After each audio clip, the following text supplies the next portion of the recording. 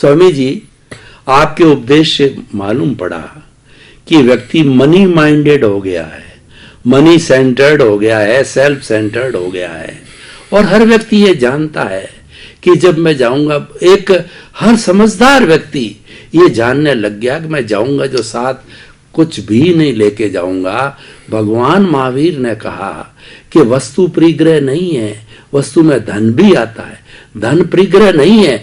धन के प्रति जो आसक्ति है, जो मूर्छा भाव है, वो अटैचमेंट है, वो परिग्रह है।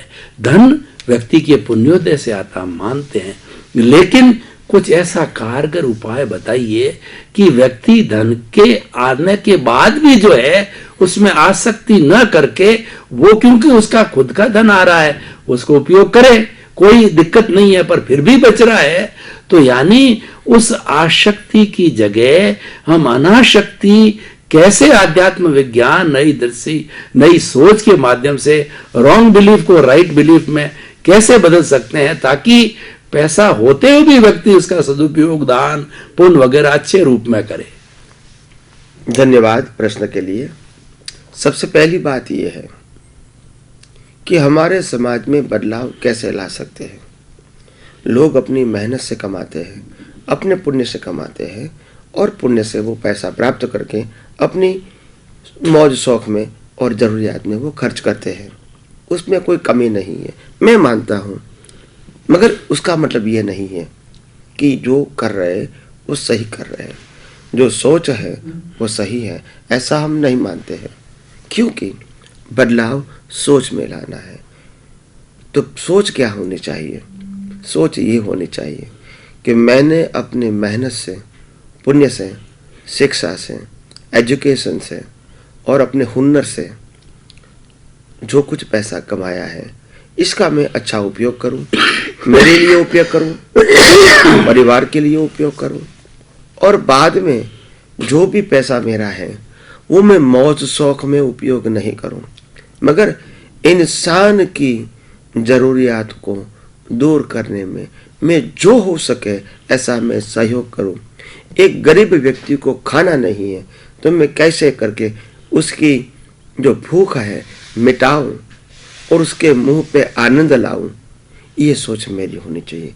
एक बीमार व्यक्ति बिना पैसा इलाज नहीं कर सकता है तो मैं उसको मेडिसिन का पैसा दूं, इलाज का पैसा दूं और उसके जीवन में आनंद लाऊं, वही मेरे जीवन का आनंद है। तो हर फील्ड के अंदर कोई व्यक्ति इनकम टैक्स में, सेल टैक्स में, बिजनेस में, समाज में, परिवार में, व्यवहार में फंस गया है, तो वो कैसे बाहर निकल के स्वस्थ रहे, शांत रहे, स्थिर रहे और एक दूसरे की भलाई के लिए वो सोचे, जिए। इसमें मैं क्या कर सकता हूँ, यही सोचेंगे तभी ये विचार क्रांति अभियान से समाज बदलेगा, समाज के लोगों की सोच बदलेगी, राष्ट्र बदलेगा, राष्ट्र की सोच बदलेगी और इसकी असर पूरे विश्व को बदलने में, विश्व की सोच बदलने में ये आ सकती है।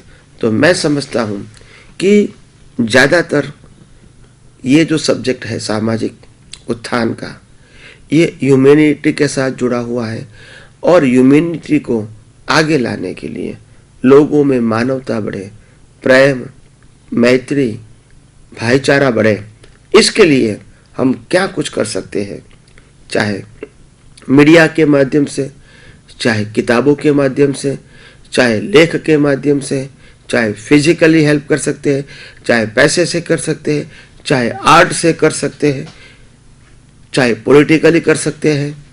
कोई भी फील्ड से हम समाज को बदलने का कोई भी प्रयास, छोटा सा प्रयास भी बहुत बड़ी क्रांति लाने में सहयोग हो सकता है। तो आइए हम सब मिलकर नए राष्ट्र का निर्माण करें, नए विश्व का निर्माण करें और वो राष्ट्र और विश्व मानवता के ऊपर आगे बढ़े और हम सब अच्छी तरह सुख, शांति और समृद्धि से आगे जिए, शिक्षा के साथ, कल्चर के साथ, एजुकेशन के साथ, बड़े और बूढ़े को सम्मान के साथ जिए और एक दूसरे को हेल्प करने के लिए जिए, न कि स्वार्थ के लिए जिए। ऐसा कुछ करेंगे, ऐसा कुछ सोचेंगे, तो मैं समझता हूँ ये विश्व को, विश्व के लोगों को, राष्ट्र के लोगों को आगे बढ़ने में कोई दिक्कत नहीं आ सकती है।